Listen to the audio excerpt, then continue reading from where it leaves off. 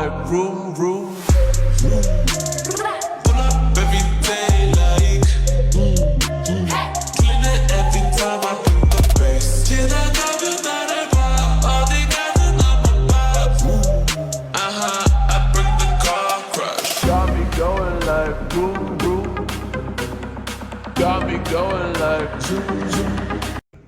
Okay guys, welcome to Atoy Cossack Vlogs. Nandito ako ngayon sa Luchentesa, dito sa sister-in-law ko. Dahil may ginawa kami isang LC200, sabihin ko sa inyo mamaya sino ang mayroon ito. Pero as of now, gusto ko munang i-share sa inyo, ang ginawa ko dito is yung interior na upuan. Kasi karamihan ng LC200, ginagawa namin, pinapalitan namin ng dalawang captain seats yung second row. Tapos itong ginawa natin dito, nilagyan ko siya ng center console. Pero ang highlight muna, normal ko kasi ginagawa yon. Pero ang highlight, nung nakita ko tong auto na to, nung ginawa ko yung interior, hindi talaga ganun kaganda yung exterior niya. Parang iniisip ko, teka, ang ganda-ganda ng ginagawa ko sa loob, pero ang daming mga small little things na mali. So ngayon, pagpunta ko dito, nagulat ako na nung nakita ko to, again, pareho to nung Audi ko, wala akong plano mag-vlog. Talagang pumunta lang ako dito dahil kukunin ng owner. Ang owner nito ay walang iba kundi si Scotty Thompson. So, congratulations Scotty. Nanalo kayo kahapon. Today is September 3. Sakto birthday ng firstborn ko na si Mika. So, Scotty, nagulat ako sa itsura ng auto mo ngayon. Sobrang kintab siya. Pero, meron mga imperfection yung pintura mo kasi original nung I don't know saan to na retouch, pero may mga imperfection siya, pero ang laki nung bagay nung nagawa na ni Denden. So Den, halika, ito yung sister-in-law ko. Den, ikaw ang magkwento ano ginawa mo dito sa kotse ni Scotty. Okay, so Ikaw, pawis pa yung sister-in-law ko, Den. Siya nagpupunas-punas, literally siya talaga. So Den, kwento mo. okay, so ito ang preparation natin before coating. Meron tayong detailing talaga supposedly. Pero since medyo pagod na yung sasakyan, marami na rin siyang mga pre-paint. Yes. Nangyari para siyang naging restorative yung detailing natin. Kasi parang binalik natin siya ng pinakamalapit niya dun sa original na itsura. Alam mo, Den, pakita rin natin sa video, sa vlog mo, yung itsura niya dati, tinanong ako kay Denden meron ba itsura dati nung video to? Malamang si Scotty ma-appreciate niya to kasi kilala niya tong auto na to, pero kung di mo tong kilala tong auto to, magugulat ka talaga sa itsura niya. Mamaya lang, si Tonton kasi nagbibideo sa akin ngayon, tsaka Denden So mamaya, si Tonton naman papasalitain ko about sa ano pa ibang ginawa niya. So, unahin mo natin to kay Denden. Imagine mo itong Land Cruiser to, hindi to bago. Pero di mahikintab niyo, talagang wala akong masabing kundi wow talaga. Sobrang kintab nung pagkagawa nung detail niya. So then, ano pa, saan pa nahihirapan dito at ano pang gusto mong sabihin sa iba?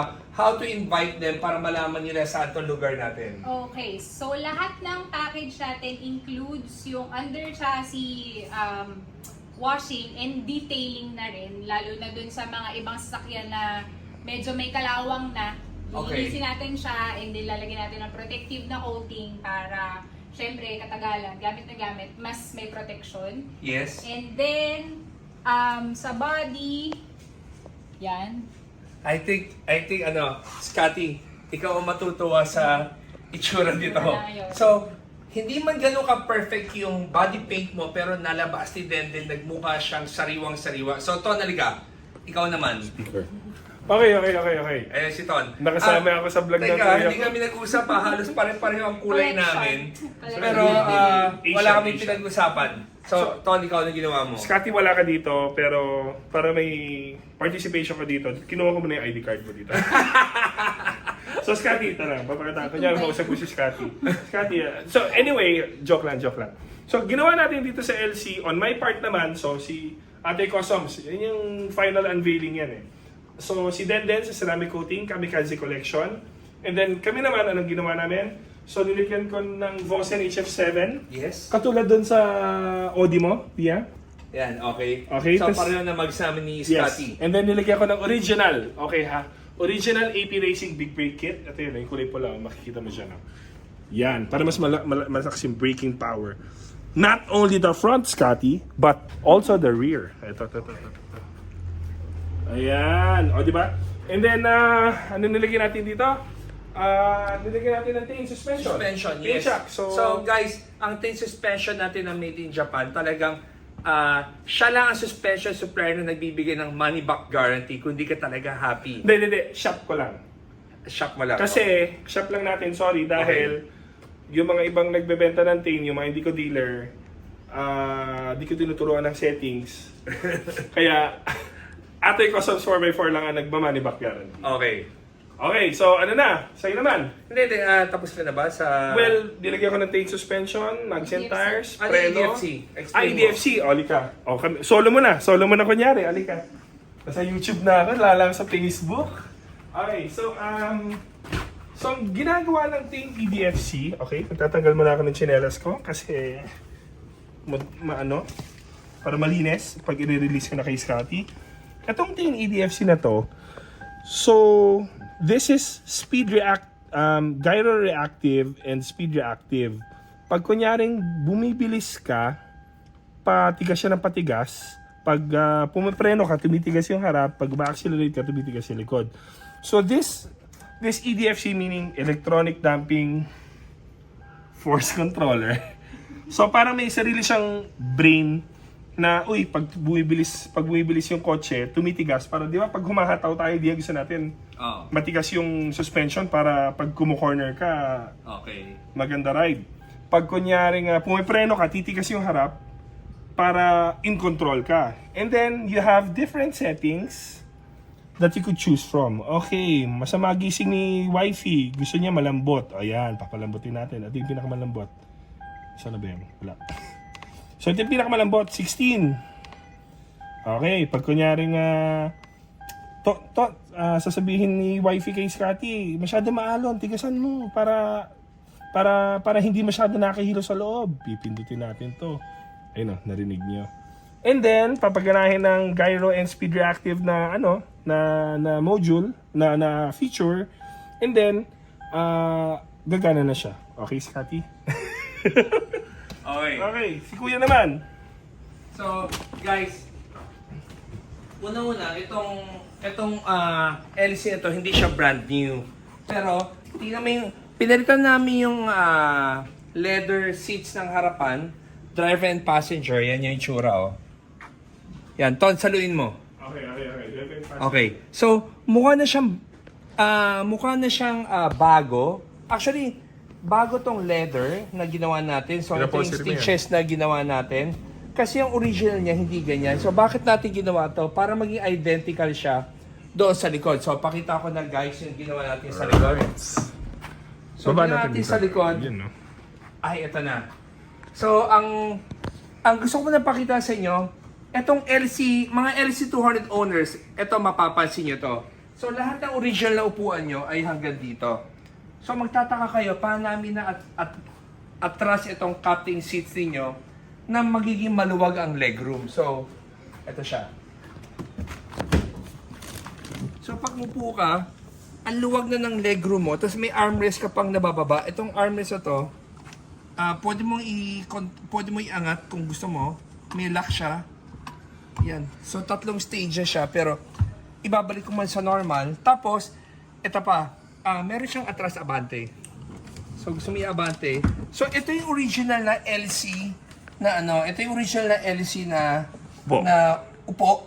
If you have the stock, ito naman yung pag inatras natin. Yan yung ni-request ni Sir Scotty na sagad atras eh. So, first time natin nagawa to. So, sa lahat na may LC, magtataka kayo paano namin nagawa to. Pero yun yung pinakasikreto namin. And then, ito pa. So, meron kaming switch dito na pagka gusto mo iangat, pipindutin mo to, umaangat yung upuan mo sa likod. Yan, no?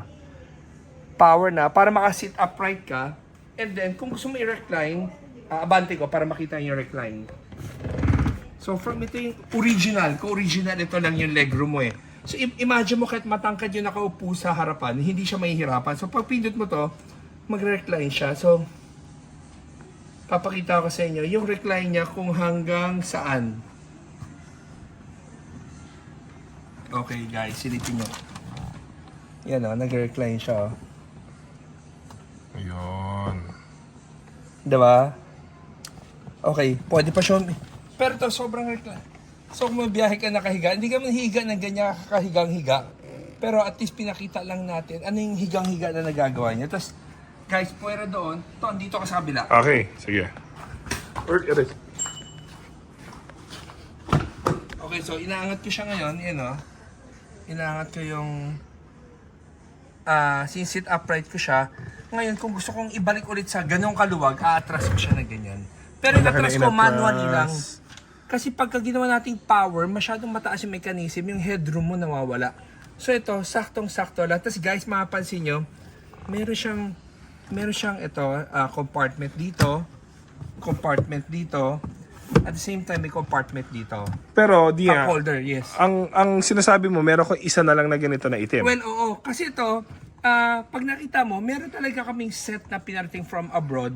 Nagkataon lang, mali yung upuan na naparating sa amin. Kaya nabenta ko kay Scotty tong gitna na to. Supposedly, hindi namin pwedeng ibenta to dahil magkakaproblema tayo doon sa imported. So, Ito kasi sarili mong gawa na upuan di ba? ito Sarili mong gawa mold natin. Well, Ate Customs partnered with Eurotex Foam. So, guaranteed ang upuan natin ay napakalambot at saka sobrang komportable. So, ito yung bagong design namin. We call this executive design. Tapos kung sakaling gusto niyo mamili ng stitches, maraming stitches na pwedeng piliin. One of them is ito. Pero syempre again, ang pinaka-best seller pa rin namin is yung high back na tinatawag namin. Kasi yung high back namin talagang na-contour na sa neck mo yung Design number?